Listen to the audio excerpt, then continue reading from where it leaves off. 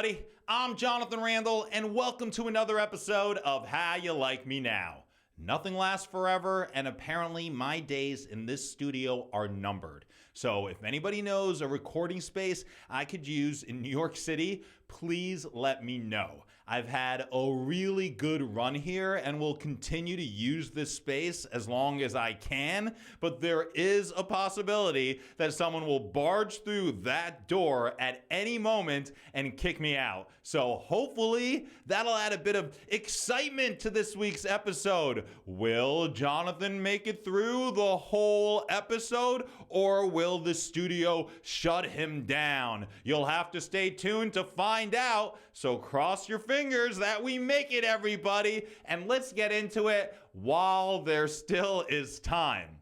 You guys may have noticed my blood eye. That's right, I'm hardcore. You have a tattoo? Big deal. I have a blood eye. Don't you dare look away. Who knows how long I'll have it or where it came from, but I have been killing it at staring contests ever since I got it. It definitely gives me a little bit of edge, but I wish I had a cool story to go with it other than, I don't know how I got it. I didn't even notice I had it, but I was on a TikTok live and people were like, dude, what's wrong with your eye? And I was like, there's nothing wrong with my eye. What do you mean something's wrong with my eye? And then I started like using the screen as like a mirror and I was like, oh my God, what's wrong with my eye? Then I started taking medical advice from people on TikTok live. Thankfully, someone did write me a prescription and it's all good. I mean, not my eye, but I have a pharmaceutical hookup. The bloody eye should go away on its own in like a week or two, and it looks a lot worse than it actually is. But it makes this episode not only episode 59, but the one with the bloody eye. I don't know why I just laugh like that. The NYPD is investigating a chemical attack on a pro-Palestinian protest at Columbia University. Students were sprayed with something that had a foul odor, made them nauseous, gave them headaches, and burned their eyes. At least 8 people were hospitalized, and others reported that their hair and clothing had a foul smell for hours. Columbia University has identified who sprayed the chemical, and while they have been banned from campus, they have not been publicly identified. But according to Students for Justice in Palestine, it was 2 former Israeli soldiers who committed this hate crime using skunk, a chemical developed by the Israeli military for crowd control. It was a totally peaceful protest, but many supporters of Israel are determined to shut down any and all dialogue that brings attention to Israel's flagrant human rights violations. A Palestinian American teenager was shot and killed in the West Bank. Maybe the fact that he was an American from Louisiana will actually have the Biden administration take action against Israel, but I'm not holding my breath. As the teen's father said at his funeral, they are using our tax dollars in the U.S. to support the weapons to kill our own children. I doubt the IRS will even give you a tax deduction for tax dollars going to the weapons that killed your child. As an American, I am already horrified that the money I pay in taxes is being used for the occupation and to oppress the Palestinian people. And sadly, even an American citizen being killed won't end U.S. funding to Israel. He may have been born and raised right outside in New Orleans, but he was still Palestinian. And sadly, there is nothing more Palestinian than being killed by the Israeli military or by Israeli settlers. Prior to October 7th, Gaza was known as an open-air prison and a concentration camp. And compared to what it is now, those were the good old days. 85% of the population has been driven from their homes. 1 in 4 of its 2.3 million people are starving. Over 60,000 have been injured. Over 25,000 killed. And who knows how many are still trapped under the rubble. So many people are dying that Palestinians have to write their names on their bodies so they could be identified when they are killed. Some say it's a genocide, and not just on social media, but at the International Court of Justice. We are way past false accusations of anti-Semitism, and there are thousands and thousands of Jews and Israelis who have joined the millions around the world fighting to end Israel's oppression of the Palestinian people. A ceasefire is only the beginning. And Israel's war on the Palestinian people started way before October 7th. While the fight may be currently focused on ending Israel's brutal destruction of Gaza, it won't be over until there is freedom and equality for all people. Free Palestine.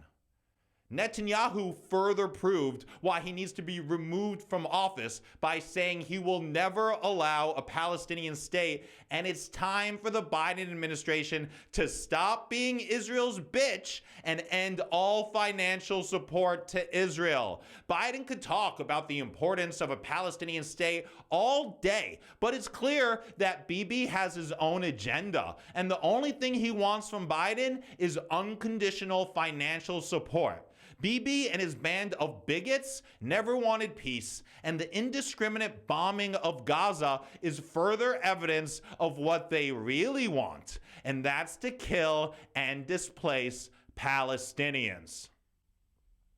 Saudi Arabia has made it clear that they will not normalize relations with Israel until there is a Palestinian state. And European Union foreign ministers say that a Palestinian state is the only way to achieve peace.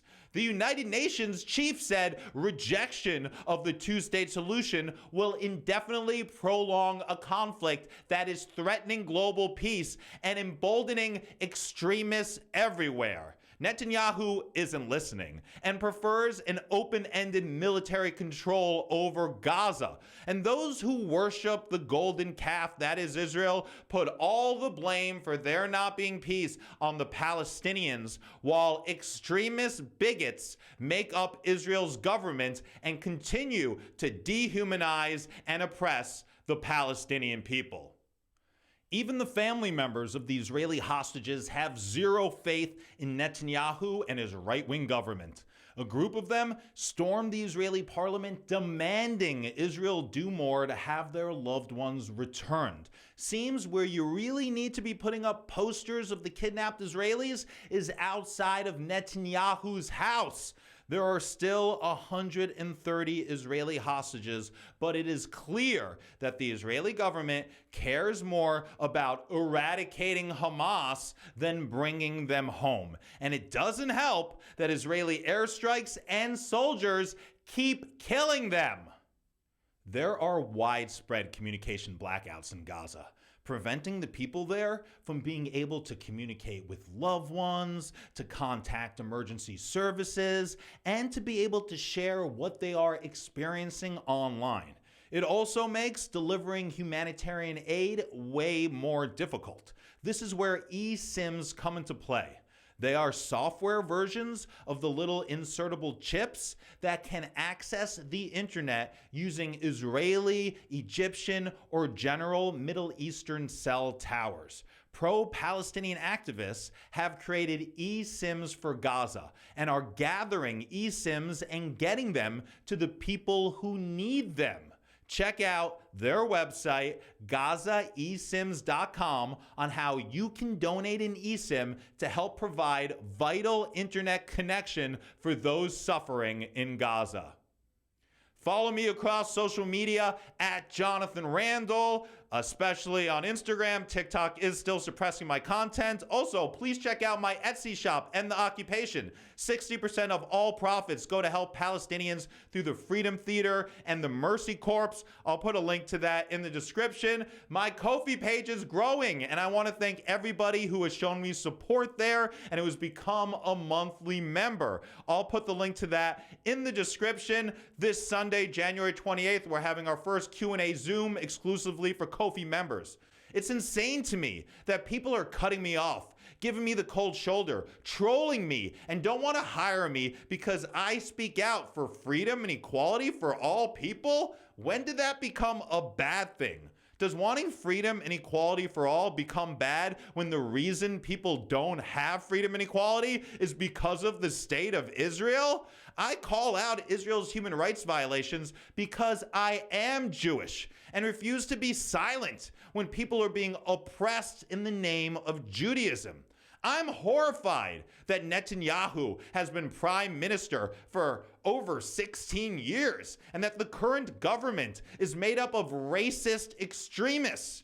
You should be too, but you're too busy asking people to condemn Hamas. I think ending settler violence and the occupation should be a priority for Jews everywhere, but you all seem too busy telling people what they mean when they say from the river to the sea.